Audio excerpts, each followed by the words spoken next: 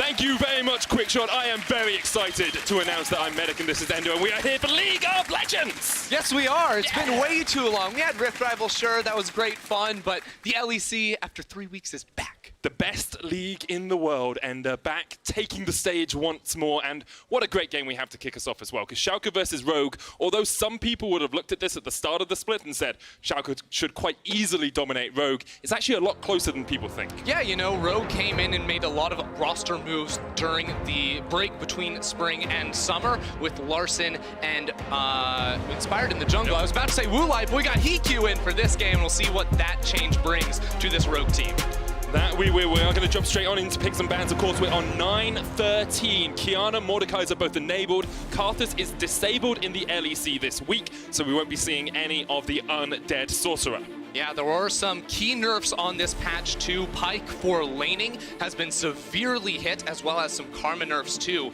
We have seen Karma still popping up in other regions, so hasn't been too severe, and looks like Schalke still stick with that ban. So far, it looks like the same League of Legends we've been playing for the last 3 weeks. And this was the question we were going to ask coming into the draft. How much has actually changed on this patch? We've had a couple of weeks, Rift Rivals into a break week, of course. Both these teams had 2 weeks to prep for this game, and we'll see how much they've actually adapted coming into 9-13. Yeah, we will. Interesting ban here on the Rogue side of things, taking the Azir off the board. Yes, that champion has been picking back up, but it's a champion I would associate more with Larson than I would Abadage. Still, they think it is necessary to be taken off the table, and I'm so ready, baby. Wait. Mordekaiser.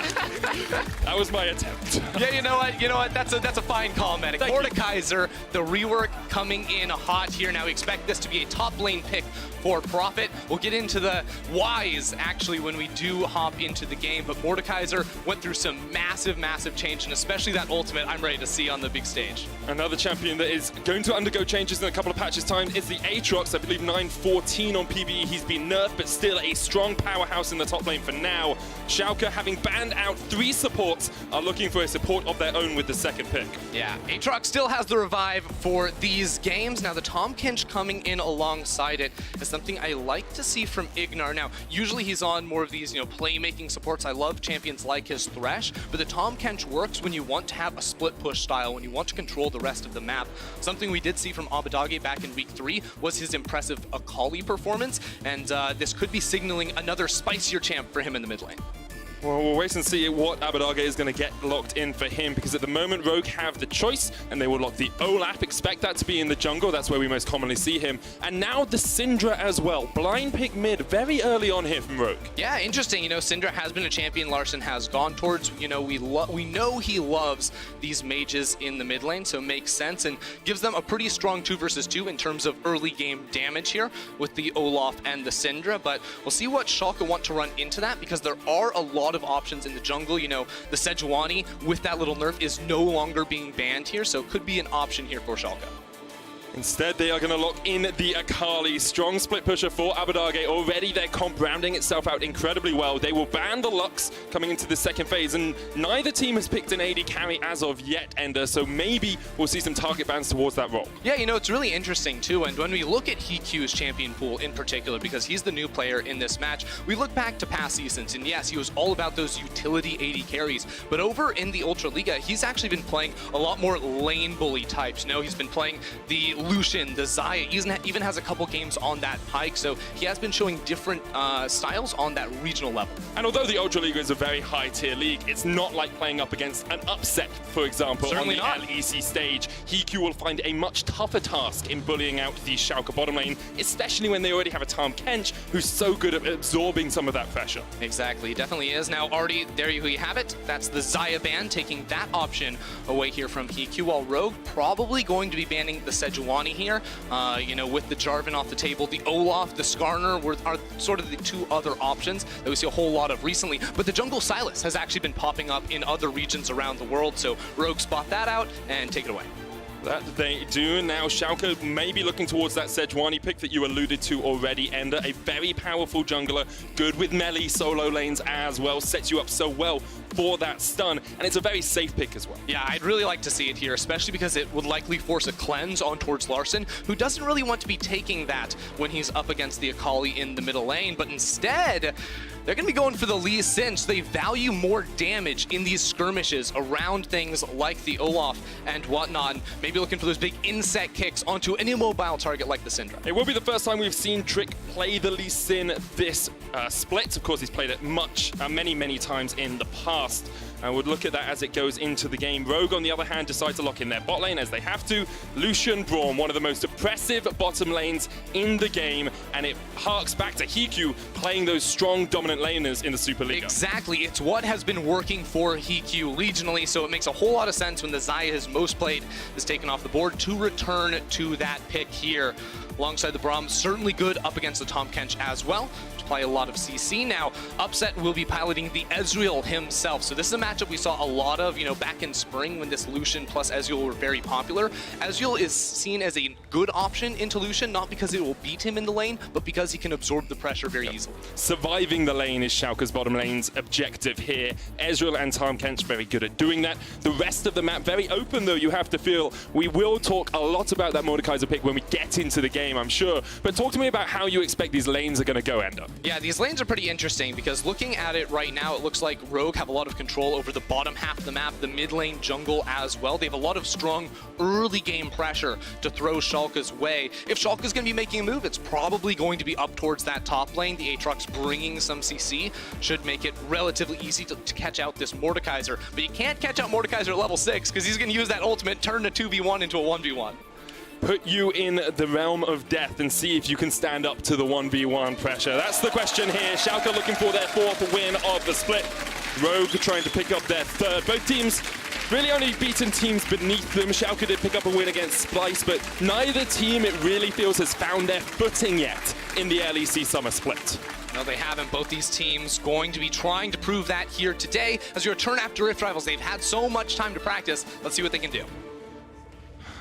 Schalke facing up against Rogue for our first game here of week 4. Almost halfway through the split, of course. Ender is already shaping up to be a pretty spicy one. Schalke obviously vying to get into that top 4, challenge the teams like Fnatic, like G2 up at the top, but we'll see if they can do it.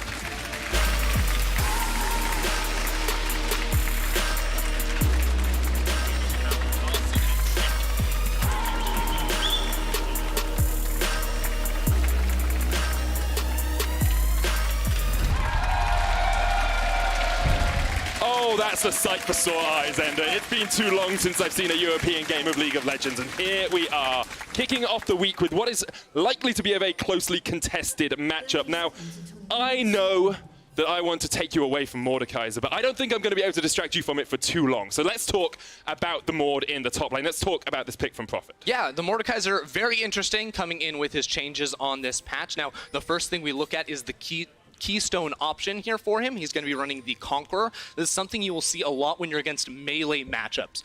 These guys that you want to fight over an extended period of time, we'll see him probably picking up items like the Riley's Crystal Scepter, the Hextech Proto Belt as well to try and lock on and attach to Odoamne's Aatrox. If you're against a ranged champion, maybe try the Phase Rush for yourself because you're not going to be getting all those auto attacks down inside the laning phase, and you're not going to get the bang for your buck out of Conk. So what's the expectation in that lane specifically? A Mordekaiser into an Aatrox. Am I expecting to see bloodshed early on? I mean, you're not going to expect to see bloodshed early. I don't think the Aatrox, I would expect, has control over this matchup, especially in the early levels. Where you'll see Mordekaiser be a lot more prevalent is post level 6. So once he hits level 6, you can no longer gank this champion because his ultimate is a forced 1v1 zone up against him. So Trick, if he wants to impact this lane, will have to do it before that level 6 mark. Well, Trick has been a key part of this Schalke lineup so far. Of course, coming into the team, this split has had pretty effective early games most of the time, making his team, setting his team up for success is what I'm trying to say. But meanwhile, we're looking at the bottom lane as Hikyu and Vander try and get just a little bit of damage down onto Ignar and Upset, who are weathering the storm, but we are only 2 minutes in, so I think that's perhaps a little bit preemptive from me. Yeah, I mean, at level 1, Ezreal can hit the wave with Q from very far away, so he usually does get priority in this matchup early on, especially if you have, a support that wants to play forward. But as soon as level 2 comes around, I'm sure you've all heard about the Lucian level 2 power spike. Now he's got it. Oh, but they Upset and Ignore hit level 2 as well. Yeah, that level 2's okay. Yeah, but the thing with this is Upset can now just jump away. Oh, yeah. Whenever you hit a Winter's Bite, he can just leap away. You can see Concussive Blows not quite proc there on the Ezreal. But my eyes go to the two junglers as we see them go through their rotations here. Trick on the blue buff has been incredibly impactful for Schalke so far this tournament. Inspired as well. One of the new players on Rogue, trying to set them up for success, but it's really hard against a player like Trick. Yeah, I mean, I think Inspired has been very impressive coming into the league. You know, his early games, especially if you look at his impact in terms of kills and assists at 15 minutes, he ranked second in the league. He's been very good on champions like the Rek'Sai, so this Olaf fits into that wheelhouse of having early game pressure. So I'm very excited to see him evolve as a player, because it feels a little bit maybe like when Selfmade came to the league last split, where he came in and was very strong early on a team that was struggling or was trying to prove themselves. Inspired seems to be in a very similar situation already. Of course, we were looking at Trick's stats there. Inspired has had a good tournament as well, but Trick has been doing a very good job as well. It's a story of the junglers, Ender. I kind of baited you and outsmarted you by switching it around. Inspired unable to steal away the Scuttle Crab there from Trick, who gets it, but Inspired is actually already a level up. Abadage forced underneath its tower here in the matchup against Syndra, which is to be expected. Yeah, everything going as we would plan here. Now, Inspired is moving up towards that top side of the map, so he will control the Scuttle Crab, and because he is Olaf, you just power clear through that jungle. So he will be able to control that side of the map, then probably look for a reset. Now, it's not going to be a Predator on this Olaf, which is something we see a lot. Instead, it is the Conqueror, so it's much stronger for dueling, and he should win just about any trade he takes up against Trick. But right now, he is going to be spotted out on a ward, which will be dying. So in a moment, Odoamne will not have any idea if Inspired is still around. You can see Abadage chunked out quite a bit in the mid lane as well. 15 CS down or thereabouts right now. Upset jumps forward down towards the bottom side, but that's just a little bit of poke back and forth. Abadage expected to lose this matchup, did pick into the Syndra though, which is an interesting one because it really showed that Schalke wanted to go for this split push 1-3-1 playstyle and were willing to give up some mid lane pressure. Yeah, I don't think Abadage wants to be 13 CS down at the moment. If you look at this, Larssen playing the lane very well. He's freezing the wave at the moment. I don't think Abadage should have shown there because Larssen was about to get that reset off, but instead now Abadage will be forced to try and farm very far forward in his lane, where he is vulnerable. Inspired looking to see perhaps if Trick decided to gank this top side. We said Schalke would be more likely to play around the top side of the map, whereas Rogue have the advantage in mid and bot, and that seems to be how it's playing out as of yet. Although Prophet's done a pretty good job of just farming up in this lane and managing to survive early on. And I think the question now for me becomes, where are your key points of attack for both these two teams? You look at the top lane, you look at the level 6s coming out, maybe that's where we expect some action to happen. Yeah, I think that has to be the area, because right now mid lane, both of these players are going to be going for a reset, unless Trick could cancel. That could be really big for them. The cancel does come out. Yeah, I mean, he does have teleport, but what this buys is Abadage time. Right now he's farming on very low HP, and you can check how much gold he actually has at the moment too, because sitting on 960, so he's 300 down. He might be trying to go back to base, pick up a Vampiric Scepter is probably the best bet for him to have that survivability to last in lane.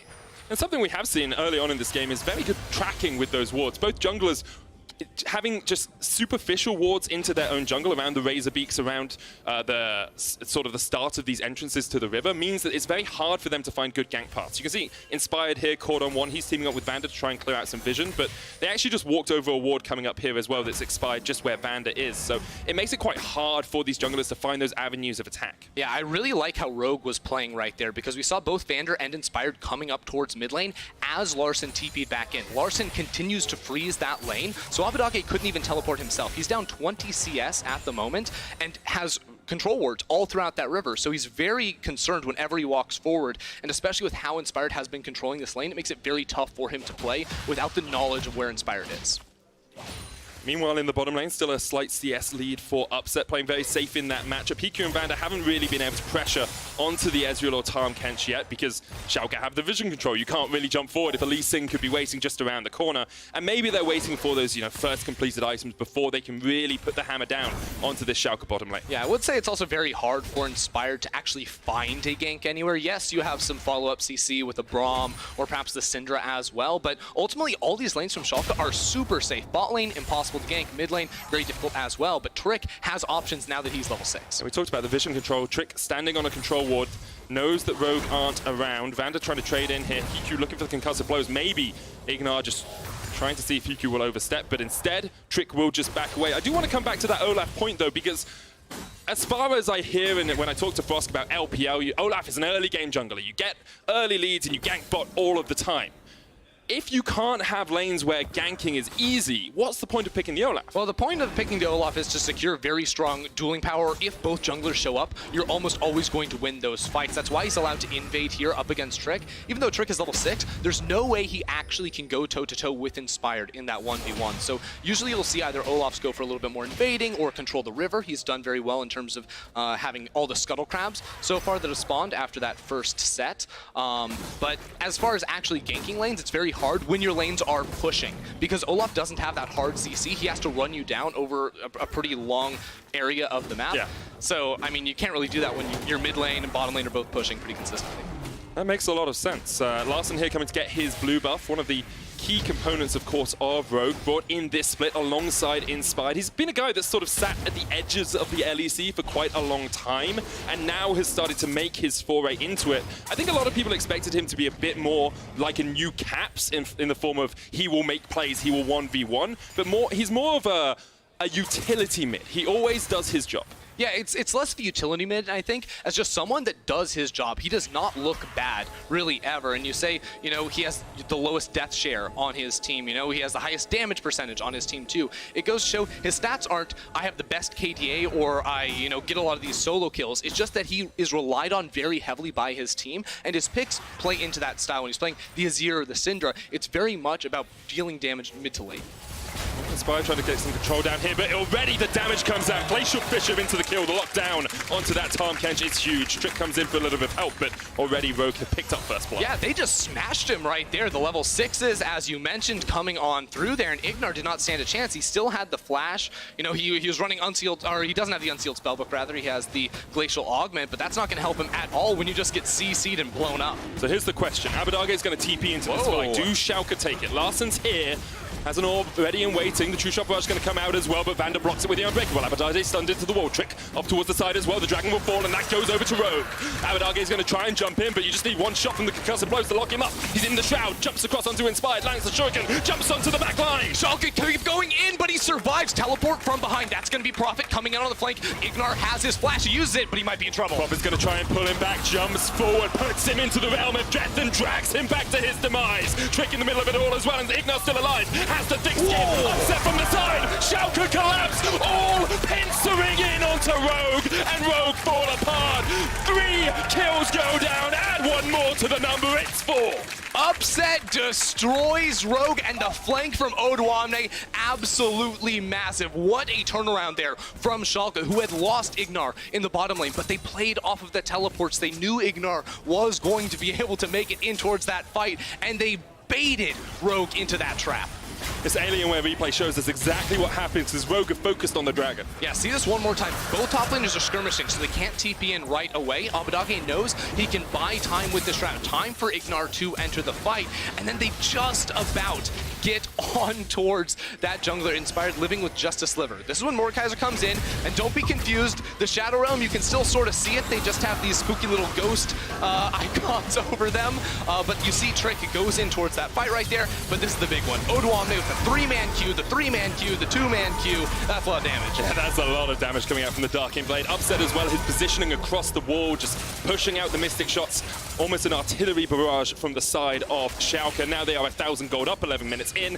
3 kills on Upset. Manamoon's Sheen already complete. And the 1,000 gold difference is purely in that bottom lane. It is Upset with a 1k lead over Hiku, after Hiku and Vander had just gotten that 2v2 kill. So this matchup is no longer going in their favor. Upset has finished off his Manamune. That's going to be stacking up, and he's going to be working on a Trinity Force for the extra damage.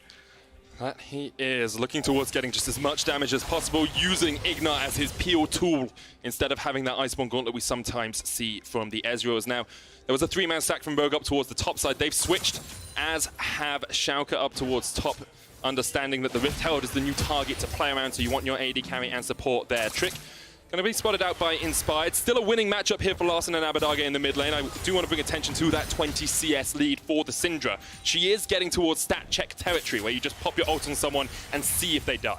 Yeah, it's going well for Larssen, but the 2 assists have sort of gotten Abadage back into this game. And we're reaching a point now after this big team fight where the duo lane has gone up top side with the Rift Herald 2. We can expect to see both solo laners split up into side lanes in the next few minutes, which is where Abadage will thrive on this Akali, and Larssen is going to lose a lot of the pressure from the work he put in the early game.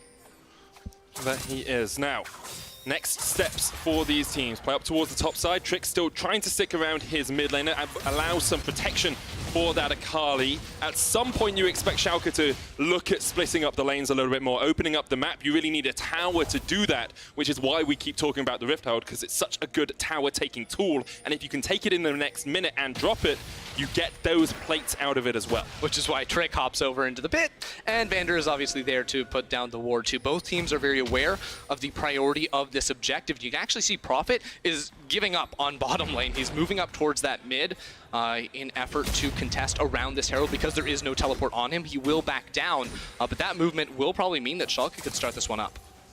They could. While we have a brief lull here, we've talked a lot about Schalke with, split pushing and their ability to play the Akali and Aatrox in side lanes. What's Rogue's composition really looking to do here? What is their end goal when you look at it? Well, I think Rogue have really good tools to try and catch out people, and they have very strong 2-item spikes, I would say, on, Hikyu's Lucian. The Olaf is going to be doing very well in that point in the game, too. And Prophet, the levels between 7 and 13 are really where the Mordekaiser is going to be at his fullest potential. Oh, here we go. Schalke started up the Rift Herald Rogue, wondering if they want to fight over an objective. It didn't go well for them last time. Schalke get it pretty easily with a 5-man stack towards the top side river, and that will be the Rift Herald picked up by Trick. Yeah, and again, the big reason why Schalke was able to start that up is not only did they have priority in top lane because they have a 3-0 Ezreal, but also Odo was pushing down bottom lane pretty freely. He was going to be in that fight first, and after Rogue lost a fight in even numbers, they didn't want to start off a fight where they were down in them. Definitely don't. Prophet unable to get up towards that fight quickly enough. You do see Odo Waminade's already finished his Phage. Scorfield's Warhammer has a Ruby Crystal as well. Prophet going towards the Haunting guys, and the Zhonya's Hourglass in the end has a Seekers for the moment. So we haven't actually seen that much Mord itemization. Are there different builds that you can tend to see from Mord, or is it one sort of standard build? Generally we see pretty much the same. I would say it's a lot of just health and AP items, and that's what we're seeing a bit of here. But the Hextech Protobelt, I think, is very good, especially because he is a Juggernaut. That means he doesn't really have any ability to run you down. That's why we'll also see the Rylays be an important item for him, and stuff like, the Leandri's Torment, which you can see he's itemizing into here, is all going to be very good. And one of the big reasons why this is so powerful is because he just gets magic penetration from his kit. That's very, very powerful. So if you just build AP, you don't have to worry about getting a Void Staff or anything like that. You are just going to be able to chunk people down and cut through those resistances. I do just want to bring a note. We brought up our tower plate graphic on the screen. Schalke have taken 2 tower plates, but they weren't in range when the gold procced from them. So they did get 0 gold from it. So even though they've had the advantage in some of these lanes and they've been pushing in, they haven't been reaping all of the benefits from it. That feels bad, man. That is a big feels bad. It's a big feels bad. They also lost the Infernal Drake, even though they got that kill and that teamfight victory around that objective. But they have a very good control over this map. Again, with 3 pushing lanes at the moment, even though Abadage is losing in CS, the advantages they have gotten and the ability for Tahm Kench to show up at any time has enabled them to play the map and now look ball. And this is where the map opens up even more as the Rift Herald's used. Remember, guys, the LEC Summer Finals is going to Athens on the 7th and 8th of September. You can get your tickets at riot.com/Athens. I know I'll be there, Ender will be there, we'll all be there. It's going to be a joyous occasion, I am sure. The first tower falls, Schalke get it 16 minutes in. And they are about 2,000 gold ahead. Ignar comes in with the Abyssal Void towards the top side, but here's the TP. Teleport behind Odoami. His last flank was menacing. He goes in again. But Odo's already so low, he's not going to revive from the world. End of the Cullen comes out, and Hikyu takes him down. TP in by Prophet just to join the party. But already Abadage caught out with the wind despite Upset jumping forward. Prophet on the front line. Abadage jumping in, and now Rogue have to retreat back behind the tower. Death's Grasp doesn't land, but Abadage so low. Prophet looking for the damage here as he can pop the Realm of Death. Oh, Hikyu wants Ignar to slow down without a flash. He should go down. buying that time with the Zonias, and Upset looks to turn. Upset almost takes down his spine. Gets it, licks him in the back and takes him out, and here comes Trick. The rest of Schalke have realized they can take this fight. Trick jumping in, gets grass, pulls them both back. Look at the damage coming out. Abadage ignited. He goes into the Twilight Shroud. EQ takes the kill, and now Ignar's in for a wild of herd as Profit's on the chase. EQ can jump forward once again. Oh man, EQ looking for the kills. He wanted to jump forward on towards Trick there, but he buys his time. He turns back around, and it's Rogue that come out on top. What a fight in the top lane. 3 kills to 1 in favor of Rogue. They get the tower in the mid as Larson didn't even join the party. And now Rogue have equalized that gold score as well. They have fought back from behind, and the TP from Odawamne was not in the right place. No, it was not. You know, maybe if he had to revive without getting that first kill, it would have been a little bit better for him. He was getting very hypey after that first play, and I was too. I thought it was all Schalke, but no, Rogue were able to kite him back, burst him down, and even without Larson showing up, Larson just pieced out. He's like, I'm going to push mid lane, I'm going to get the tower, you guys, you can handle it, and Rogue certainly did. That they did. They have these pick tools at their disposal now. They've got a lot of damage if they can catch someone out. We've seen Upset aggressively jump forward a few times. It can work out, but if you do that, there's no Devour and you hit an Unleashed Power to the face, you're in for a very, very bad time. Gold pretty much equalized. Teams probably taking a breather after that fight, working out where they go next, because we've got 2 minutes on the Baron, we've got a Mountain Drake coming up next as well. There's a few opportunities for these guys, but the question is, what part of the map do you want to set up around? Well, looks like Rogue very keen on focusing down this bottom side. You know, there is a tower still available, and Abadage was pushing down there, but I think Rogue, their best bet now is they want to knock down some towers, and they want to use this Olaf to run people down. Now that there's, you know, no flash on Ignar or Odwamne, it makes it much easier for Rogue to find the picks that they're looking for, and they can try to use their pressure now after winning that fight to have their way around the map. The major difficulty, though, for Rogue is Schalke have more tools to get around the map. Yes, their teleports are down, but you've still got the Abyssal Voyage. Abadage still has the TP, so that's where they're attacking. They're saying, you can't run away if we catch you underneath your tower. Abadage in the Twilight Stride takes the culling, manages to jump away. Come on! Akali just goes invisible underneath the tower. It's 3v1. There's no help on the way. Abadage just pieces out, though he's totally fine because EQ was tanking the tower and had to back away. And that means Schalke, even though they were caught out bottom lane, they get the damage down on mid or trying to knock it down. Odo is in the realm of death as he pops the World Ender as well. Up towards the top side, Profit trying to fight back. Odo's just going to use that movement speed to get away, but remember that Abyssal Voyage. We talked about it a moment ago. Upset's coming in, looking for the chase behind the tower. Yeah, this is going to be a 3-man dive, 4-man if Trick gets into the area. Profit, no flash, he's going down. He's got nowhere to go. He pulls Upset back, but Ignar's tanking up the tower. Now Rogue trying to answer in the mid lane. Yeah, there's no one here to clear away the waves. Trick and Abadage are on their way, but they have absolutely zero wave clear. This should be a tower here for Rogue. That's honestly a pretty good trade. True Shot Barrage coming out to try and clear the minions, but Vander blocks it. That's the mid lane tower gone. Abadage stunned up. Could have popped the Unleashed Power. Tower falls in the top lane as well. As the game settles once again, Rogue back away, Baron up in just 10 seconds. This is so interesting because neither team is looking for that 5v fight right now. It's all about controlling side lanes. When it didn't work there for Rogue bottom lane, they said, we're going to get the tower and then push mid. They lost their top laner, but still had all the members grouped up that they were able to get that second objective. Now, as we crest the 20-minute mark, let's have a look at what some of the things we talked about earlier. Was Hiku able to bully Upset out of the lane? No, but Upset got 3 kills in a team fight down towards the river. Hiku is doing a very good job of keeping even on CS and has 2 kills of his own, building up towards that Essence Reaver next. So he's in a strong spot on this Lucian, and you have to say, at the moment, it's looking like a good substitution for the Rogue squad. Yeah, you know, I think Hiku is performing just fine right now. They even got that 2 versus 2 kill in the bottom lane, so no, they didn't bully in that matchup, but they did have the upper hand up until things went a little haywire around that dragon. Now I think the biggest challenge for him is going to be navigating this very low-range Lucian in team fights against champions like the Akali and the Lee Sin that are very mobile and can follow you. You know, usually Lucian's advantage is that he can dash around, but those champs can absolutely get on top. Here we go. Abadage up towards the top side has the teleport, but Rogue aren't going to fight. I got myself all worked up for nothing there, and Schalke will take the Mountain Drake. Rogue say, okay, we'll take mid prio, and then we'll move into your top side jungle. Yeah, and getting this vision is really what I want to see from them, but you know, Vander, it looks like he only has 1 ward left to play, so they actually can't get too much done. He's going to have to reset and then make his way back on towards the map. So in a situation where they should have had a little bit of time to maybe set up and find a pick, if Schalke were moving in towards the river up top side to get vision on Baron, they will no longer be able to make that move. Not quite yet, but both teams want to set up around the Baron for now. You know how impactful that can be, especially when you are looking to put some of these key carries in the side lanes. Having Baron on your Aatrox, on your Akali, just sets you up so well to push into those towers. The question becomes, who gains the vision control around it? Who's going to be able to set up properly around it? Because at the moment, Schalke have total vision control around it, and there's nothing from Rogue. Yeah, I think it's actually going to be a little bit slow here. Neither team has really seemed willing to make a play with 5 members. Yes, we had the dragon fight and that top lane teleport, but those felt like exceptions to the rule, whereas the last 5 or so minutes, both teams have been playing very much on areas where they have numbers, where they have a lot of strength. This means you see Inspired and Vander walking around together, looking for picks on towards Abadag in the side lane. We've already seen that has not been super successful for them. And they have to act quickly because there's always the threat of the Tahm Kench entering the fight very soon.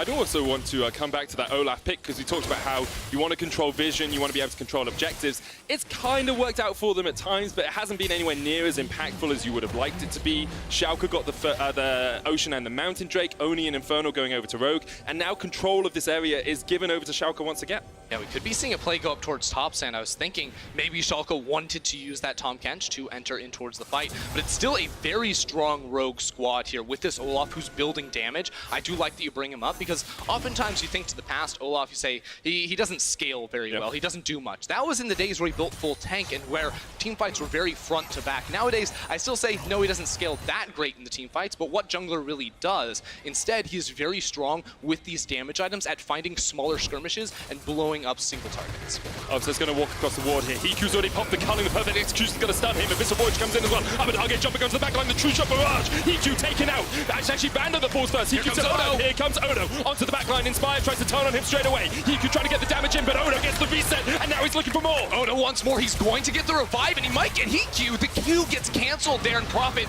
very, very low. Trick gonna knock him down, and Abadag is on the chase. Yeah, Larson caught out with a shuriken, gets the knockback, but unable to get a kill. Schalke walk out towards the Baron straight away. And look at this. Upset went back to base. He then teleported into mid lane to clear away that wave and make his way on towards the Baron. Hiku is way too low to contest around this objective and should be free for Schalke.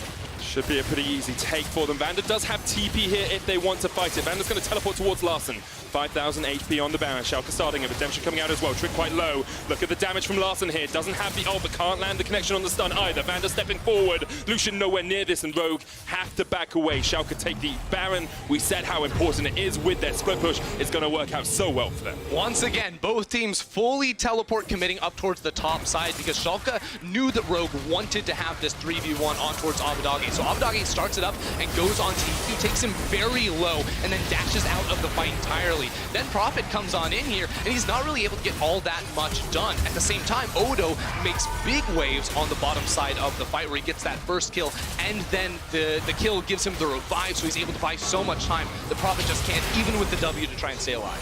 You can see Prophet trying to be the tank in the front line, just unable to survive through all of Schalke's damage. A 5,000 gold lead now for the Royal Blues. 25 minutes in, they've accelerated this game away from Rogue, and this is kind of to be expected from the team's positions at the end of last split, from how they've been playing this split as well. Schalke look like a playoff contender, and although Rogue look better than they did in spring, they're still looking like a 6th to 7th position. Yeah, Rogue have been struggling in a lot of these fights here, but it's still not too far gone for them. The Baron, if they can try to weather it out, they do have some options to try and play later, but I do not like the scaling game from their side if it goes too long here with the Lucian and the Syndra not doing quite as much as their counterparts, as we get on towards 4, 5, 6 items. I think the big thing you have to look at is what did Rogue give up in the draft and what did they take in the draft? They got this Syndra, 0-1-0, 50 CS up, yes, but Larson has not had the impact on this game to justify that pick. Has the Maud had the impact on the game to justify that pick? No, I don't think so either. Part of it, of course, is Schalke playing very well and you have to give them credit, but you do have to sometimes look back at the draft and say, were the picks in the order they came out justified? Now, Abadag caught out just a little bit, but he just jumps the wall, as you said before. Akali so slippery. Now look at this mid lane, right? That tower goes down so low. Rogue spent 3 members up topside again to pick this Akali. Just stop doing it. It's not going to happen. They sacrificed their inhibitor tower almost all the way forward, and there it goes. It goes down. Every single lane is losing, and they can't make a move. Realm of Death was used in the bottom lane as Prophet tries to catch on to Odoamne. Hiku here as well, Vanda on the way. Abyssal Voyage used, and immediately Ignar can just spit out Odoamne if he needs. Can't quite get the Devour off, but already the resets come out. Hiku on the backline, very low. Trick trying to come in as well. Abadage coming in with the TP. Odoamne on the front line. Inspired goes golden. Abadage takes down Hiku, and now Schalke pushing forward. Abadage going deeper, goes on forward. Ignar underneath the tower. They're going to get it. It's a double kill for Abadage. Just clean him off the face of the rift. Schalke take down 5, lose none, and they are going to take this game pretty darn easily. Yeah, 26 minutes on the clock. They still have 45 seconds of Baron, and Rogue do not have the timers themselves. This one is Schalke all the way. The death timers are ticking for Rogue, but Schalke waited for their moment to strike, and they take down Rogue to go 4-3.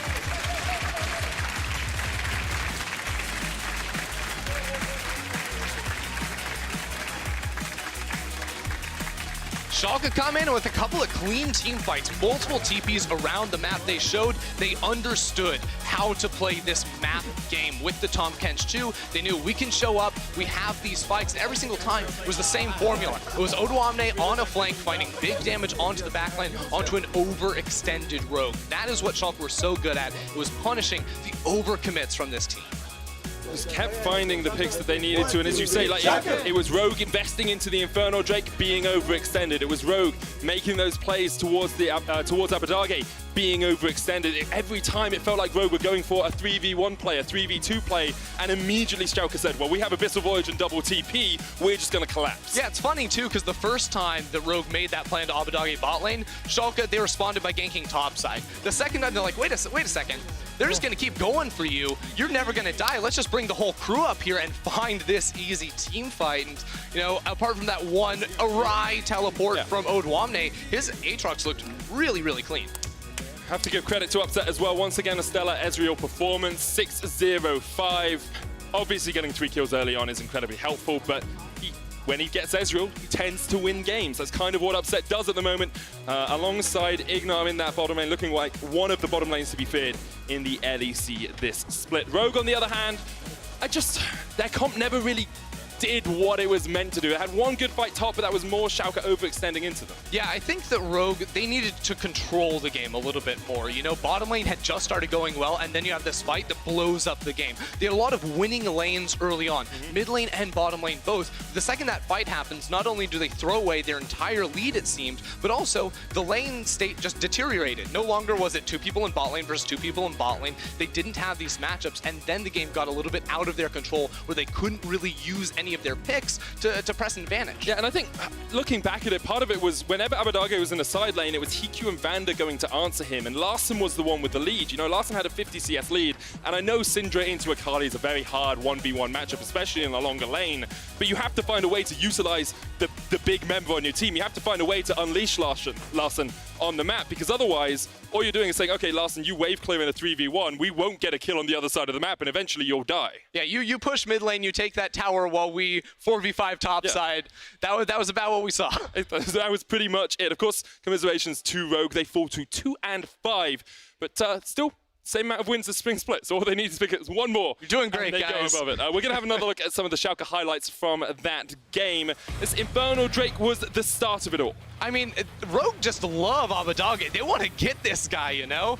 And they ended up escaping here just barely, but then they see this turnaround with the teleport flank coming in from Prophet's Mordekaiser. He, of course, then used the Death Realm on towards Ignar, who now no longer has the ability to gobble up any of his allies, but it doesn't really matter because sacrificing your top laner for the enemy support just is not worth it. And the big thing about that is, as soon as Ignar's in the Realm of Death, no one else can do damage to him. Yeah. So it's him versus more than a 1v1, and it just allows a huge amount of time for the TP to come behind them. Now, this is Trick's point of view on that final fight. Yeah, it was a really nice play from Trick on this one, but I have to say, my favorite Mordekaiser ult of the game was when Prophet uses it down bottom lane to lead off this fight when his team is trying to gank the Aatrox, so he forced a 1v1 while his team actually had more people there at the start. It's always the issue with Mordekaiser ults. We talk about it, like if your jungler is ganking top lane, you don't ult the enemy because you just lock yourself into that 1v1. We saw taking an enemy out of the game doesn't always win you the fight.